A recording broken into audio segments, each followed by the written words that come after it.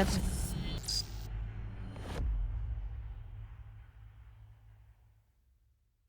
I'm going to show you how, if you're a KIS OS user, how you'll be able to add patients to the patient portal or clients to the patient portal, as well as if you're not a KIS OS user, how to do that as well. So if you're a KIS OS user, you're going to see that on the contact record, there's going to be this folder up here. And if you do the drop down, you have three options. And those three options are add patient portal, add to patient portal with labs. If you click this one, what's going to happen is it's going to send over to our team. We are going to charge you for the labs directly.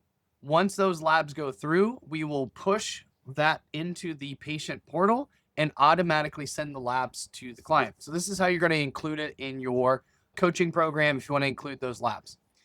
The other option is add to patient portal. This is an immediate thing. So as soon as you click that button, in a few minutes, technically we say within 2 business days, just in case, they'll get added to the patient portal and they'll send a welcome message. And then you have remove from patient portal. When you do that, remember, if you ask us to remove them from the patient portal, we will remove them after their current prescriptions are up. We can't do it in the middle of the prescriptions, but if you click that, we will remove them from the portal. You'll also notice that every time you'll have a patient or partner ID, okay? And in that partner ID, that is how they're going to get access to, or we're going to verify that it's came from a KIS RX licensee with that partner ID. So it's super simple. You simply click one of those, whichever one that you want, and ready to rock and roll. When you do click those, it is just going to add a tag, and you can't change these tags, but I'm just going to click on it here. All right. The big thing here is, depending on which one, we need their full name, email address, phone number, physical address for shipping, and then date of birth. And they all have to be complete on the contract record over here when you hit this. Okay? If they're not, then our team will reach out and we'll have to get that information, and it'll slow the process down. But if it has all that, then we're good to go. You'll do it. And notice how it added the tag. So if you wanted to add this in like your sales process or a sales workflow where they automatically get added, all you got to do is in the workflow, add to portal. We also have it set up where it'll also automatically say, hey, I just submitted to request for the KIS RX patient portal with your initial lab order.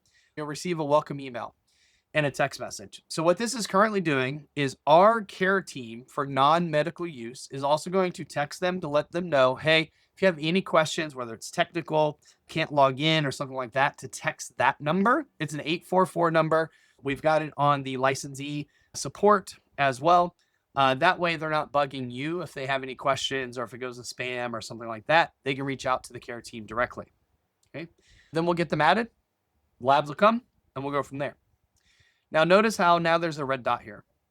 Now with that red dot, you can see that it says added to patient portal and sent lab order. Same thing here. The only way to remove them from the portal after you initiate that is to click here, right? And then our team will remove them from the portal once we've received that order. So notice how it gives them a tag. I'm just going to go ahead and click on the other one just so you know that it's there.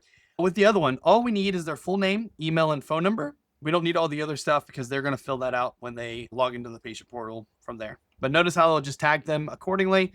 And that is, if you're a KIS OS user, this is how we do it. The text message that goes out if we're just adding them to the patient portal is right here. Okay.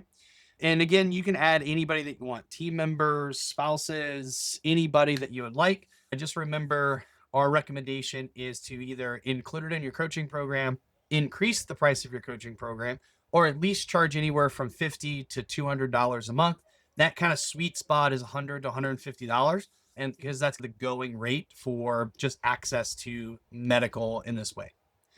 Now, if you're not a KIS OS user, we've provided a link, right? So mykisrx.com/PA request. If you have any issues or questions, you can text and email our support. Remember, this is licensee support only, not patient support. Well, you'll come here, you'll put in the licensee of record. So if you have somebody else helping you add people, just make sure they're using your name, the licensee email, the licensee contact phone number, because that's the phone number we're going to alert and let you know that we're adding somebody to the portal or somebody has been requested to give access. And then you have to put in your KIS RX ID. Please don't give out that ID to anywhere. Otherwise, people will just, maybe find this page and add themselves. Again, you don't get charged anything, whether you have one client or 500 clients in terms of additional costs. So it's not that big of a deal, but this is what we're going to verify. And if the partner ID is incorrect when you submit it, our team will not push them through to the patient portal. Then just like in the KIS OS, you're just going to type in the patient information, home address, what is their biological gender, and then do you want to add the client patient to the portal, remove them, or do you want to add them to the patient portal and order labs? This is going to be rock and rolling. We'll change it from coming soon to ready to go here shortly. Once you submit it, you just refresh the screen and you can submit another one. But technically, once you submit this, the same process on the back end happens. It comes to our team. We text them from the 844 support number, let them know if they have any questions or need anything, just let us know. Otherwise, they're good to go. And again, any patient or medical questions are answered inside the portal, and any non-medical questions they can ask our care team. If you have any questions on this stuff, guys, please let me know. If you're a KIS OS user, those things will be updated. KIS OS users can use this form as well. But again, non-KIS OS users, you'll have to just submit for the patient portal using this going forward. Let me know if you have any questions, guys. Thanks.